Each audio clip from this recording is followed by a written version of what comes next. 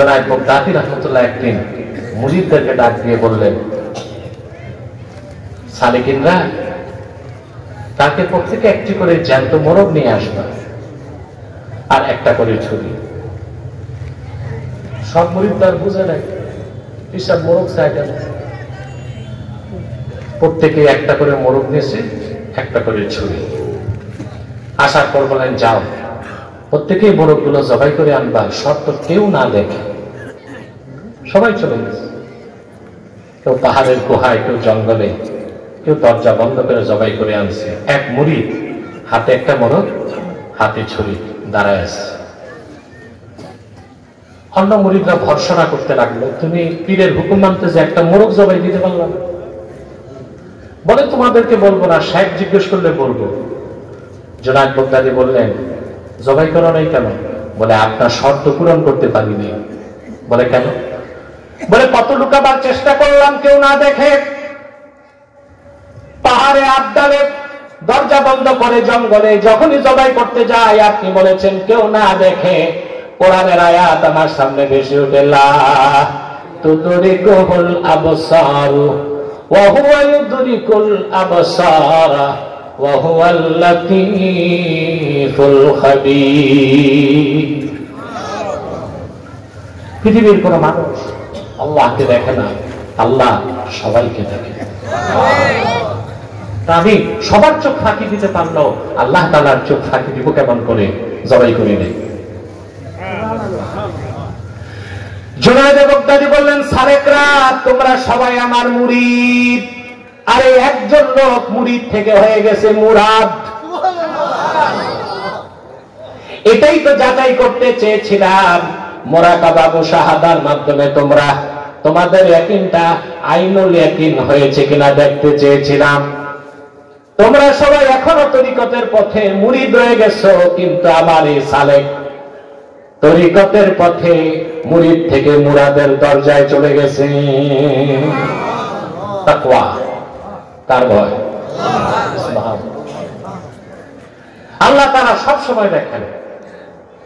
এই বিশ্বাস যার আছে সে নিয়মিত গুনাহ কাজ করবে।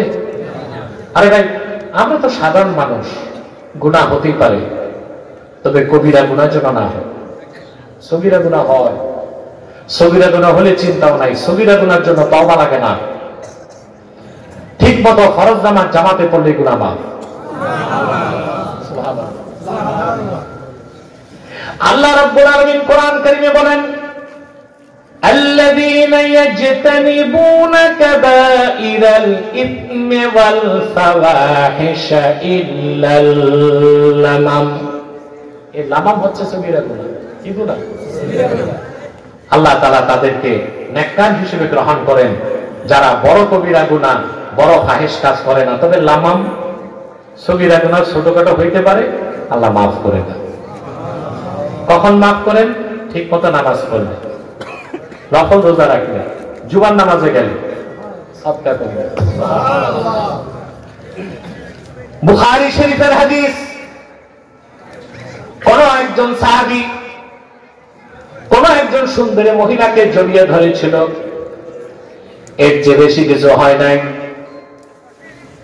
আল্লাহর ভয়তে তার অন্তরাত্মা কাঁপতে লাগলো। পাম্পন্নত অবস্থায় সাহাবী আল্লাহর হাবিবের সাল্লাল্লাহু আলাইহি সাল্লামের খেদমতে এসে বললেন, ইয়া রাসূলুল্লাহ, ইয়া হাবিবাল্লাহ, আমি শয়তানের প্ররোচনায় একজন মহিলাকে জড়ায় ধরেছি। আমার তো অনেক বড় গুনাহ হয়ে গেছে, আমি কি করব? আল্লাহর হাবিব বললেন, ওযু করে ইখলাসের সাথে জামাতে নামাজ পড়ো, আল্লাহ তোমার গুনাহ মাফ করে দিবে। সঙ্গে সঙ্গে আল্লাহ কোরআনের আয়াত নাযিল করে দিলেন, আকিমিস সালাতা তারাফা ইন্নাহারি ওয়া যুলাফাম মিনাল লাইল ইন্নাল হাসানাতি ইউযহিবনাস সাইয়্যাত। এই সাইয়্যাত হচ্ছে সগীরা গুনাহ। কি? যারা নেক আমল করবে তাদের সগীরা গুনার জন্য তওবা করতে হয় না। ফজর নামাজ যে ব্যক্তি জামাতে পড়ল, যোহর পর্যন্ত যত সগীরা গুনাহ হবে, যোহর নামাজ পড়লে তার সগীরা গুনাহ অটোমেটিক মাফ। আসর পর্যন্ত যত গুনাহ হবে, আসর নামাজ পড়লে সব মাফ। মাগরিব পর্যন্ত যত গুনাহ হবে মাগরিব নামাজ জামাতে পড়লে সব মাফ। এশা পর্যন্ত যত গুনাহ হবে এশার নামাজ জামাতের সঙ্গে পড়লে সব মাফ। নিষ্পাপ হয়ে বিছানায় যেতে পারবে। রাতে যদি মৃত্যু হয় নিষ্পাপ শিশুর মতো পবিত্র অবস্থায় আমার আল্লাহ সাক্ষাতে চলে যাবে। গুনাহ হতেই পারে, সগীরা গুনাহ, কবিরা না। আর সগীরা গুনাহ হলেও মাফ পাবেন যদি নামাজ রোজা বেশি করেন, দান খয়রাত বেশি করেন। আমরা কাকে ভয় করবো? আল্লাহকে। যে ভয় পায় সে কবিরা গুনাহ করতে পারে না, যে বেশি ভয় পায় সে সগীরা করতে পারে না, আরো বেশি ভয় পায় যে মাকরুও করে না, আরো বেশি ভয় পায় যে মাকরু না এমন কাজ যাতে সওয়াব নাই জায়েজ ওইটাও করে না। হুসনুল ইসলামের মারএ তারকুহু মা লা ইয়ানি। সুবহানাল্লাহ। একজন পরিপূর্ণ মুসলিমের পরিপূর্ণ ঈমানের সবচেয়ে বড় খাসলত হচ্ছে যা তার প্রয়োজন নাই করলে গুনাহ নাই কিন্তু প্রয়োজন নাই সেটাও সে আল্লাহর রাজি খুশির জন্য ছেড়ে দিবে। আমরা আল্লাহকে ভয় করব?